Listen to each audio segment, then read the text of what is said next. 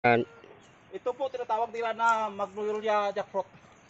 Ang variety na ito ay matamis, malasa, masustansya. At in terms naman sa bunga ay hitik na hitik talaga.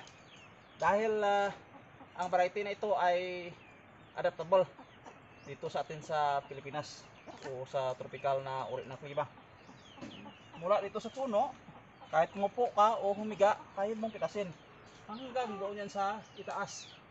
So isipin natin ang bunga niya, 1, 2, 3, 4, 5, 6, 7, 8, 9, 10, 11, 12, 13, 14, 15, 16, 17, 18, 19, 20, 21, 22, 23, 24, 25, 26, 27, 28, 29, 30, 31, 32, 33, 34, 35, 36, 37, 38, 40, 41, 42, 45 na piraso ang bunga niya. Sobra 50, ganda ko to. Oo.